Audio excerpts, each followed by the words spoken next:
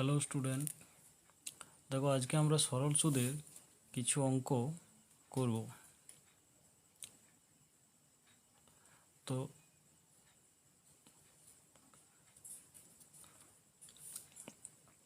দেখো প্রথমে কি বলেছে, 300 টাকার 11% হারে 5 বছরের সুদ কত হবে।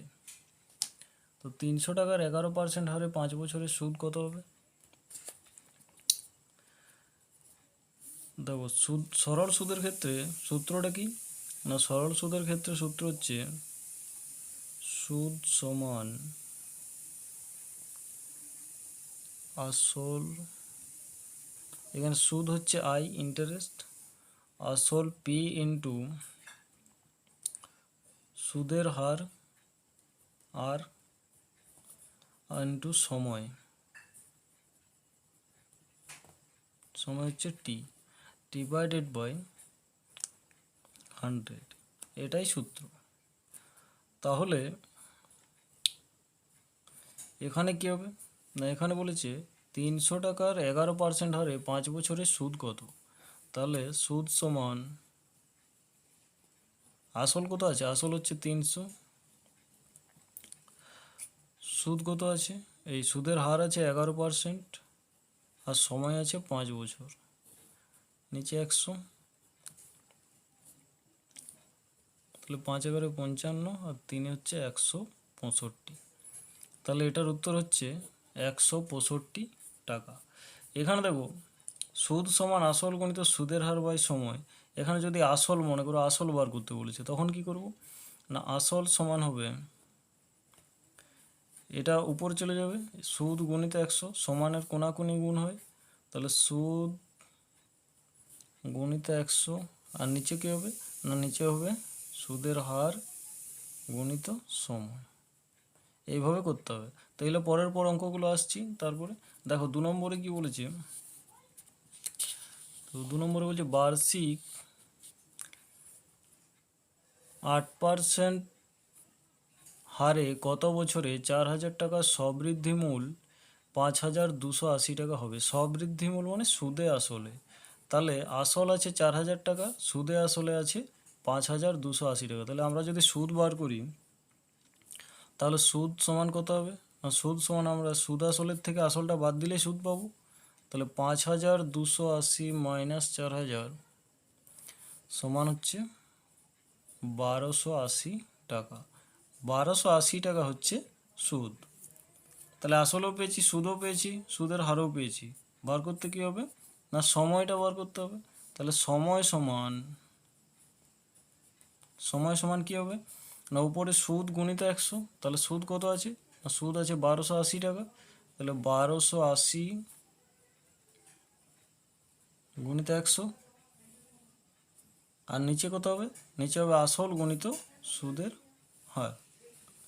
তাহলে আসল কত আছে, আসল আছে 4000 টাকা, সুদের হার কত আছে, সুদের হার আছে 8%। তাহলে 3টা শূন্যতে কেটে দেবো, এখানে 2টো, এখানে একটা। এটা যদি 4 দ্বারা কাটি, 4 3 12, 4 2 8, এটা 8 দ্বারা 32কে কাটছি, 8 4 32।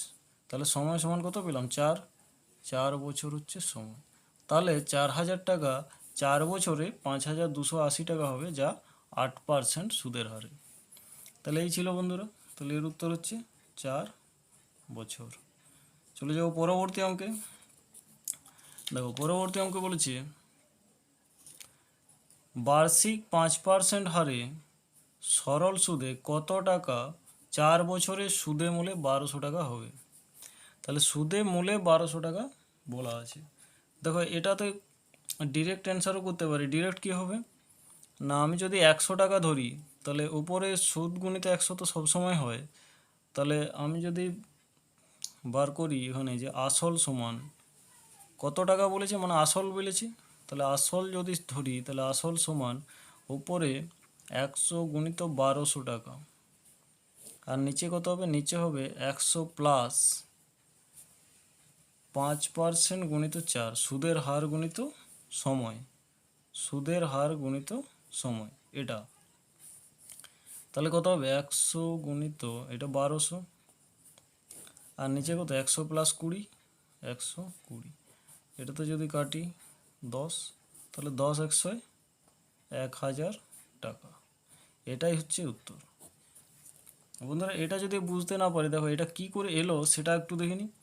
তাহলে হচ্ছে আসল সমান যদি আমরা x টাকা ধরি, আসল সমান হচ্ছে x টাকা, তাহলে সুদে মূলে আছে, সুদে আসলে 1200 টাকা আছে, তাহলে যদি আমরা সুদ ধরি তাহলে সুদ কত হবে, না সুদ হবে 1200 মাইনাস x টাকা।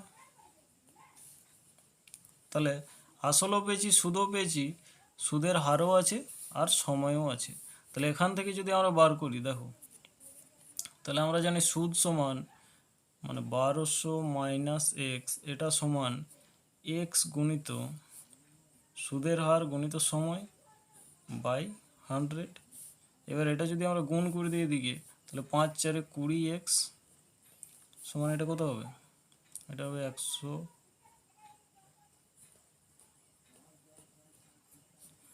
আর গুণিত গুণিত হবে না, মাইনাস 100x। তাহলে এটাই দিয়ে গেলে প্লাস হয়ে যাবে, এটা এখানে করছে একটু।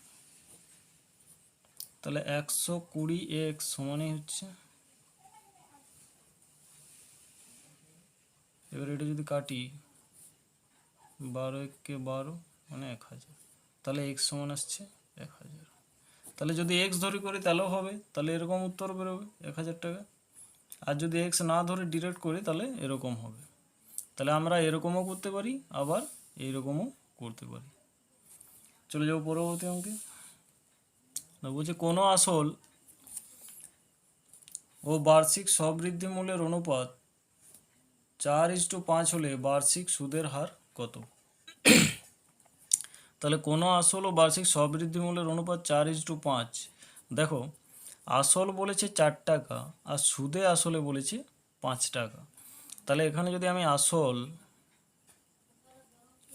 হচ্ছে কত, না 4, আসল হচ্ছে 4 টাকা, তাহলে সুদ কত আছে, না সুদ আছে 5 মাইনাস 4 সমান হচ্ছে 1 টাকা, সুদ হচ্ছে 1 টাকা।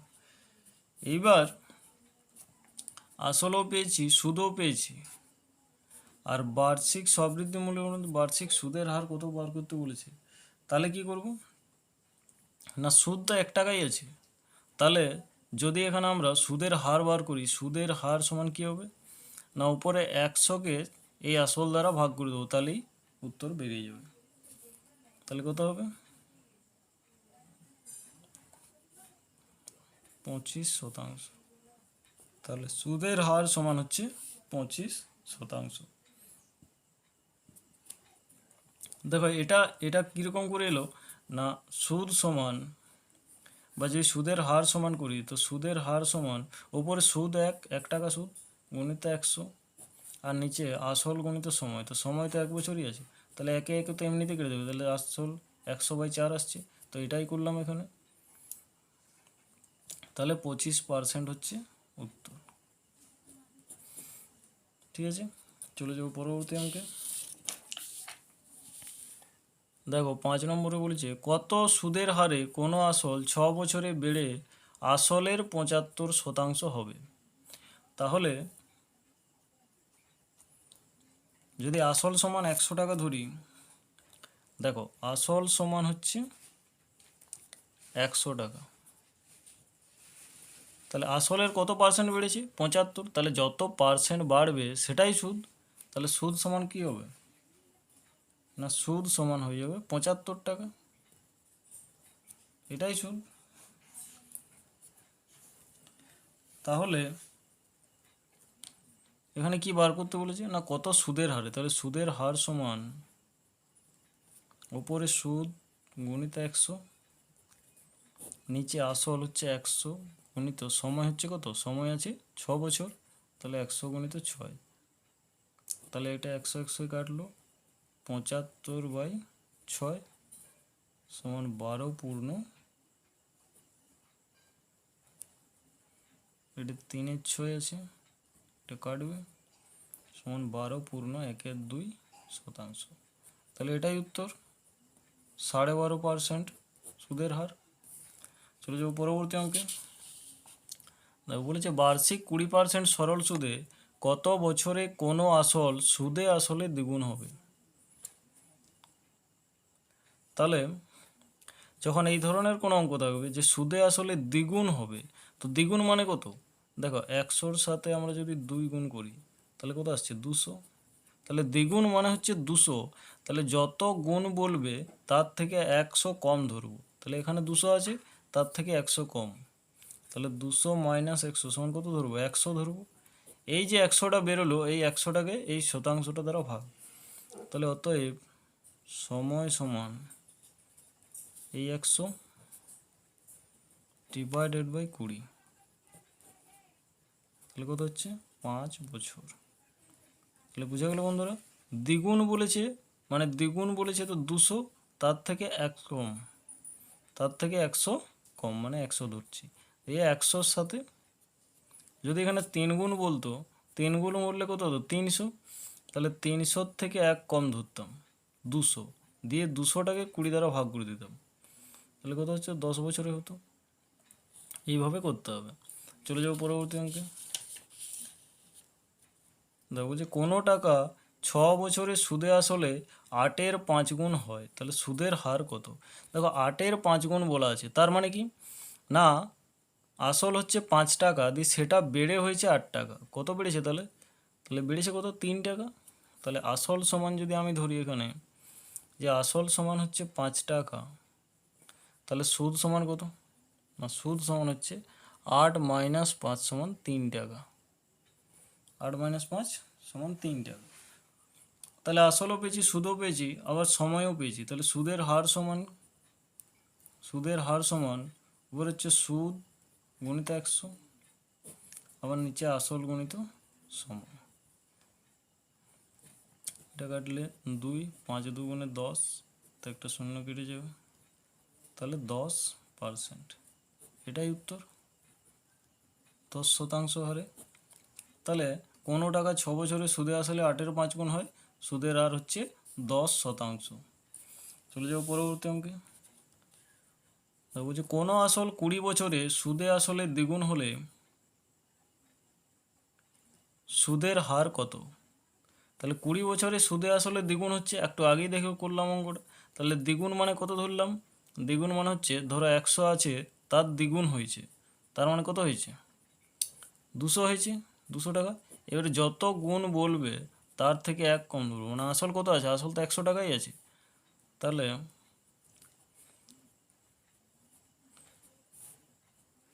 100 টাকা, এই 100টার সাথে বছরটা ভাগ করে দেবো। তাহলে অতএব সুদের হার সমান 100/20। তাহলে কত আসছে? 5। তাহলে 5%, এটাই উত্তর। তাহলে বুঝা গেল বন্ধুরা? এখানেও সেম, যদি দ্বিগুণ বলে তাহলে 200, তার থেকে 100 কম। দ্বিগুণ বললে 100 ধরবো, যদি 3 গুণ বলে তাহলে 200 ধরবো, যদি 4 গুণ বলে তাহলে 300 ধরবো, দিয়ে বছরটা দ্বারা ভাগ করে দেবো, তাহলে উত্তর চলে আসবে। তাহলে এই ছিল বন্ধুরা আজকের অঙ্ক। যদি ভিডিওটি ভালো লেগে থাকে তাহলে অবশ্যই লাইক, শেয়ার এবং সাবস্ক্রাইব করবে। Thank you.